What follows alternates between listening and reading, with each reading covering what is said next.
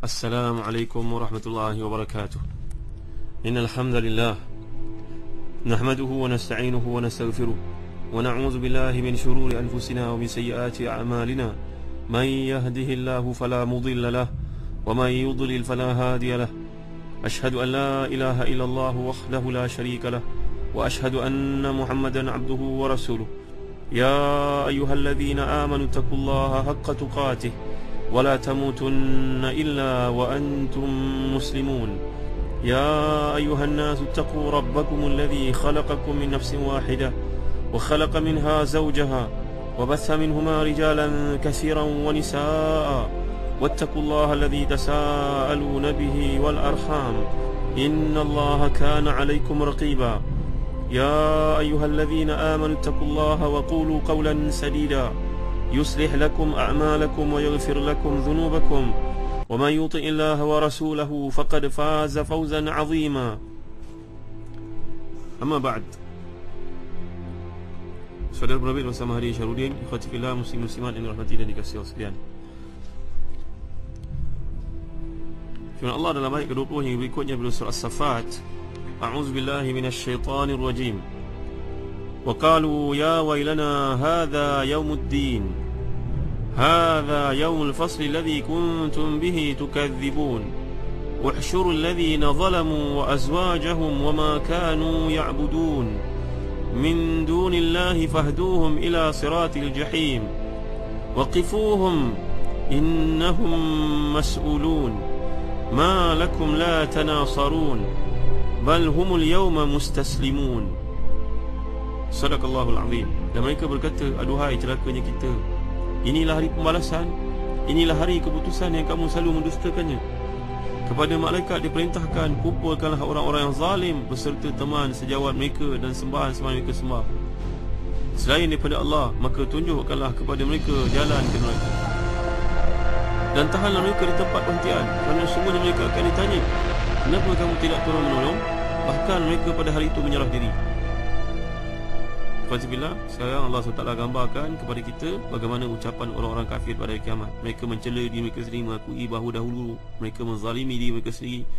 Bila mereka menyaksikan kedahsyatan hari kiamat, barulah mereka menyesal sedahsyat-dahsyatnya, padahal pada waktu tidak lagi ada kegunaan untuk menyesal.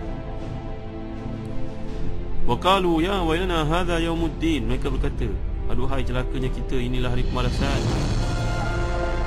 Lalu para malaikat dan orang beriman berkata, hadza yaumul fasli alladhi kuntum bihi tukadzibun. Inilah keputusan, inilah hari keputusan yang dahulu kamu dustakan. Perkataan ini tuan-tuan diucapkan kepada mereka sebagai kecaman dan celaan. Lalu Allah SWT merintahkan orang beriman untuk dipisahkan daripada orang kafir, dan malaikatlah yang melakukannya di tempat yang namanya mahsyar ni tuan-tuan. Mahsyar, apa maksud mahsyar ni tuan-tuan? Mahsyar perkataan hasyara. Hasyara maknanya pada hari manusia dikumpulkan. Pada mahsyar ni gambarkan pada hari kiamat ni tak ada pokok padanya, tak ada batu-batu, tak ada bangunan, dalamnya tidak ada tempat untuk bersembunyi, bahkan ialah tanah yang rata, sebagaimana yang disabdakan Nabi SAW dalam satu hadis sahih riwayat Bukhari Muslim. Manusia dikumpulkan pada hari kiamat nanti, mafhum hadis ini dalam tanah putih, seperti roti yang bersih. Jadi maksud roti yang bersih ni tuan-tuan, dibuat daripada tepung yang bersih, tanpa campuran apa sekalipun, putih.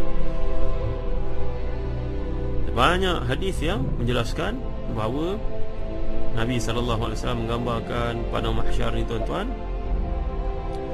Gambaran tentang padang mahsyar ni adalah satu tempat yang digantikan daripada bumi.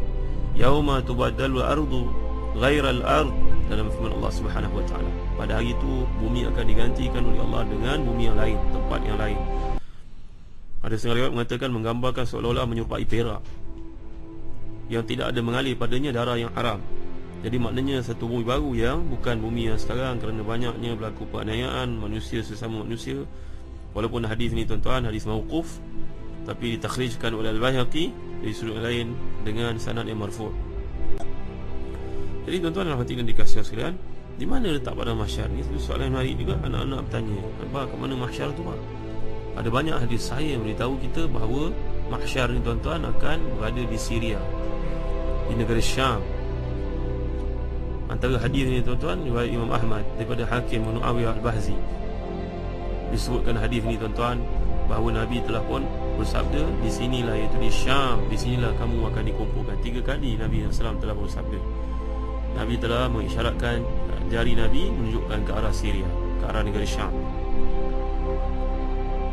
Khawatirlah muslim-muslimat rahmati dan dikasihi sekalian, begitu juga hadis ini turut diriwayatkan dalam versi yang agak berlainan oleh Imam Tirmizi.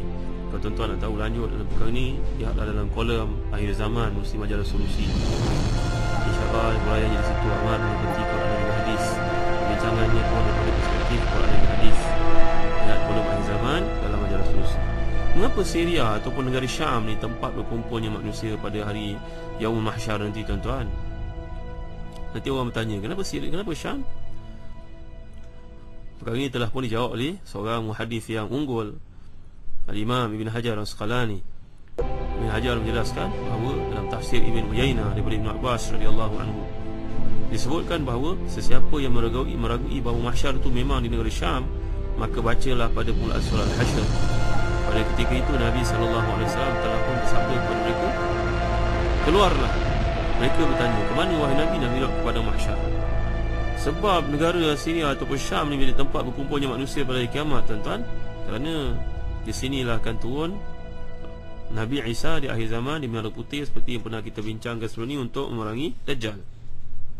Jadi ada banyak keutamaan menunjukkan kepada negara Syam, kelebihan yang ada padanya. Bahkan Nabi SAW pun dalam peristiwa Isra' Mi'raj melihat tiang putih, seakan-akan tiang bendera yang dibawa para malaikat. Lalu, apa yang kalian bawa? Tanya Nabi SAW kepada para malaikat. Mereka menjawab, inilah tiang Alkitab yang kami diperintahkan untuk meletakkannya di negara Syam.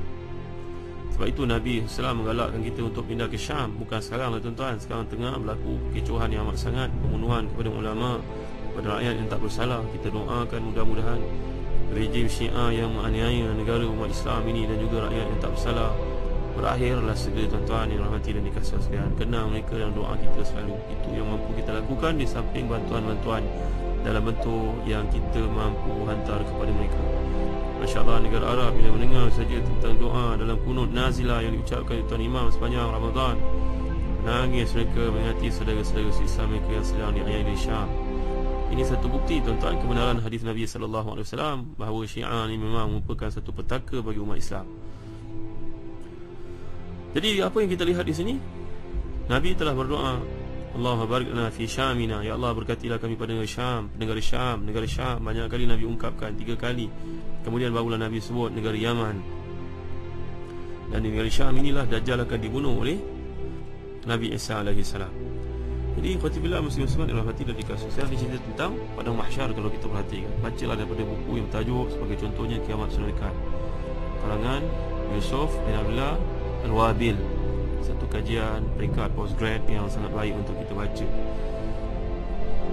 Syuraik meriwayatkan daripada Samak bin Nu'man berkata bahawa Sayyidina Umar membaca ayat wahsyurul ladzina zalamu wa azwajahum.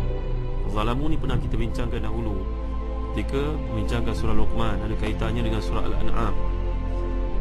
Bila turun ayat alladzina amanu wa lam yalbisu imanahum bizulmin ulaika lahumul amnu wa hum muhtadun. Orang yang beriman dan tidak mencampur adukkan iman mereka dengan kezaliman, mereka itulah orang yang mendapat keamanan dan mereka lah orang yang mendapat hidayah petunjuk. Dari sahabat bila membaca ayat ini, mereka merasa resah gelisah. Kerana mereka telah berkata kepada Nabi SAW, perwakilan di kalangan mereka, wahai Nabi, manalah ada di kalangan kami ini yang beriman, tidak mencampurkan keimanan dengan dosa-dosa. Manalah dia orang mampu begitu Nabi. Jadi ayat itu cukup merungsingkan mereka. Alladzina amanu wa lam yalbisu imanahum bizulm. Orang yang beriman tidak mencampur adukkan keimanan dengan benda-benda yang kezaliman. Kezaliman berlaku berbagai-bagai bentuk. Zalim pada isteri secara tak sengaja, zalim pada anak, zalim pada jiran, zalim pada ibu bapa, malam itu secara tak sengaja. Orang taubat kepada Allah tuan-tuan yang dimaksudkan. Maka risaulah dari si sahabat baca ini, kerana mereka mengatakan tidak ada seorang pun yang kami melainkan dia telah mencampur adukkan keimanan dengan dosa. Pada siapa pun maksum. Mereka amat memahami ayat ini tuan-tuan. Nabi SAW telah pun menenangkan mereka. Nabi telah pun bersabda sebenarnya kezaliman yang dimaksudkan oleh Allah adalah syirik. Perkara ini telah kita bincangkan dalam tafsir surah Luqman yang lalu. Iaitulah firman Allah SWT, wa idh qala Luqman li ibnihi wa huwa ya'idhuhu ya bunayya la tusyrik billah inna syirka la zulmun 'azim. Ingatlah ketika Luqman berpesan kepada anaknya semasa memberi nasihat, hai anakku, janganlah kau sekutukan Allah dengan satu benda yang lain. Sungguhnya syirik itu satu kezaliman yang besar. Jadi maknanya kezaliman ditafsirkan dalam ayat Allah SWT merujuk kepada syirik. Dia merujuk kepada syirik pada Allah SWT. Dan sebenarnya kata Al-Imam Muhammadul Amin Asy-Syanqiti dalam tafsirnya Adwa'ul Bayan, kalau tak melihat kepada surah Luqman pun kita dapat lihat maksud di sini iaitu syirik pada Allah Subhanahu wa taala. Kena perhatikan ayat ini, strukturnya. Uhsyurul ladzina zalamu wa azwajahum wama kanu ya'buduna min dunillah. Kalau kita sambung di situ, wama kanu ya'buduna min dunillah, maknanya mereka telah pun menyembah selain daripada Allah, dan itulah kezaliman yang nyata. Itulah dia kezaliman dan itulah syirik kepada Allah SWT. Himpunkanlah orang-orang yang syirik pada Allah dengan pasangan-pasangan mereka dan apa saja mereka kerjakan. Dalam hadis yang sahih riwayat Bukhari bahawa Nabi SAW menjelaskan bahawa kezaliman ini merujuk kepada syirik. Tapi kalau tak melihat pada surah An'am dan bahasanya pada surah Luqman pun, daripada ayat ini kita dapat lihat maksudnya iaitu syirik pada Allah Subhanahu wa taala. Azwajahum, azwaj ni daripada jamak perkataan zauj, maknanya pasangan. Jumhur ahli ilmu antaranya Umar, Ibnu Abbas dan lain-lain, mereka mengatakan bahawa yang dimaksudkan azwajahum ni asbahahum wa nudhara'ahum, yang sama kategori dengan. Contohnya, penyembah berhala akan dihimpunkan bersama dengan penyembah berhala dalam satu bataliannya, satu kumpulannya. Asariqu ma'asariq, pencuri dengan pencuri. Wazani ma'azani, orang penzina dengan penzina yang lain. Wal yahudi ma'al yahudi, orang Yahudi dengan Yahudi. Wan nasrani ma'al nasrani, orang Nasrani pula dengan Nasrani yang lain. Ini ditafsirkan oleh Sayyidina Umar Khattab radhiyallahu anhu, dan itu juga Ibnu Abbas radhiyallahu anhuma. Azwaj yang dimaksudkan kat sini, seseorang itu akan dihimpunkan bersama dengan pasangannya. Kalau kat dunia dulu dia suka dengan golongan seperti itu, itulah kawannya, tak adalah kawan lain bagi beliau, maka ke akhirat besok dia akan dihimpunkan bersama dengan kawan yang dicintai, yang dia senangi, yang pergi bermain bersama-sama, bercuti bersama-sama. Maka tuan-tuan pilihlah kawan yang baik yang dibawa ke akhirat. Al-mar'u ala dini khalilihi falyanzur ahadukum ila ma yukhalil. Dalam hadis sahih riwayat Muslim, Nabi bersabda, seorang itu akan berada bersama dengan kekasihnya. Seorang itu berada dalam agama kekasihnya, kawannya.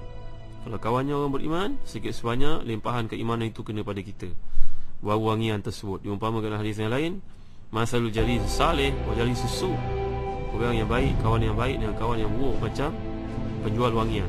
Bau harum itu akan melekat pada kita sedikit atau banyak. Manakala orang yang tidak baik ini diumpamakan dalam hadis Nabi SAW macam orang penjual arak. Dulu mereka kalau kesulitan musim winter, mereka akan gunakan arak untuk membakar supaya dapat kepanasan. Zaman sekarang wallahu a'lam, apa yang kita nak samakan, maka dia orang hisap rokok lah kan ni. Kawan orang hisap rokok ni menyebabkan bau rokok melekat pada kita. Tinggalkanlah rokok ni tuan-tuan, budaya yang sangat tidak baik. Tinggalkan kerana Allah Subhanahu wa taala.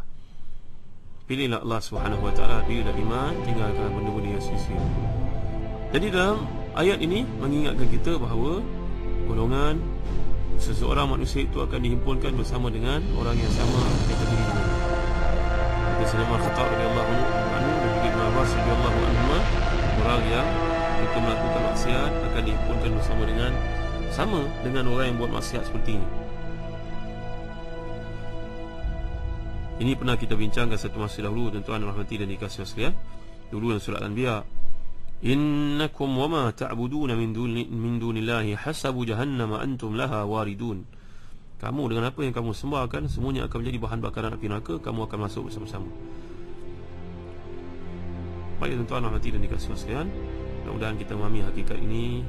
Alangkah malunya jika dipandang manusia kat dunia ni, kalaulah dibawa ke mahkamah atas satu kesalahan, menutup muka dengan kain, dengan surat khabar, jangan bagi orang nampak. Ke akhirat besok lagi pula malu, dihimpunkan bersama dengan golongan ahli maksiat. Maka mohonlah kepada Allah selalu tuan-tuan, Sebab Nabi mengajar kita sebelum bagi salam, doa yang Nabi anjurkan, Allahumma inni a'udzubika min azabi jahannam wa min azabil qabr wa min fitnatil mahya wal mamat wa min syarril masiihid dajjal.